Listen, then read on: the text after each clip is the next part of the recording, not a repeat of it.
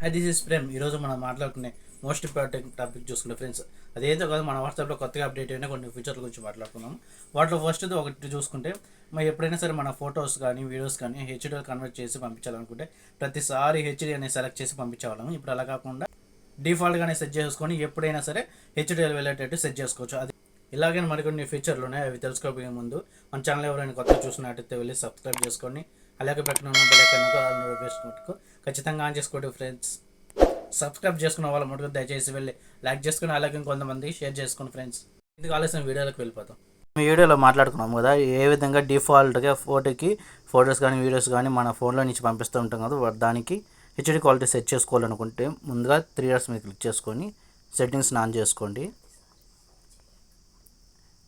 Storage and data ఉంది, దాని మీద క్లిక్ చేసుకొని ఇక్కడ చూడండి మీడియా అప్లోడ్ క్వాలిటీ అనే ఆప్షన్ ఉంది కదా, దీని మీద క్లిక్ చేసుకుంటే ఇక్కడ చూడండి 2 ఆప్షన్లు కనిపిస్తుంది కదా. 2వ ఆప్షన్ హెచ్డీ క్వాలిటీ. దీన్ని ఇలా చేసుకోవడం వల్ల ఏంటంటే మనం ప్రతిసారి మనం హెచ్డీ క్వాలిటీ సెలెక్ట్ చేసి పంపించాలంటే కొంచెం విజిగ్గా ఉంటుంది కదా. ఇప్పుడు ఇలా సెట్ చేసుకోవడం వల్ల ఏంటంటే ఇంకా మనం ఏ పంపించినా సరే అది హెచ్డీ క్వాలిటీలో వాళ్ళకి సెండ్ అవుతుంది.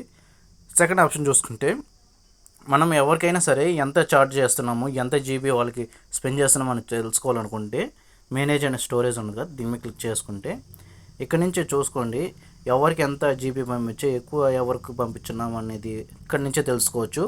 అలాగే ఇక్కడ చూడండి నెక్స్ట్ ఆప్షను రివ్యూ అనే డెలీటెడ్ ఐటమ్స్ ఉంది కదా, దీని మీద క్లిక్ చేసుకుంటే ఇక్కడ నుంచి మనం డైరెక్ట్గానే వాళ్ళ చాటింగ్లోకి వెళ్ళి ఎత్తుకోవాల్సిన అవసరం లేకుండా మనం అందరికి పంపించిన ఫొటోస్ కానీ వీడియోస్ కానీ మొత్తం ఇక్కడే ఉంటాయి. ఇక్కడ నుంచి డెలీట్ చేసుకోవచ్చు.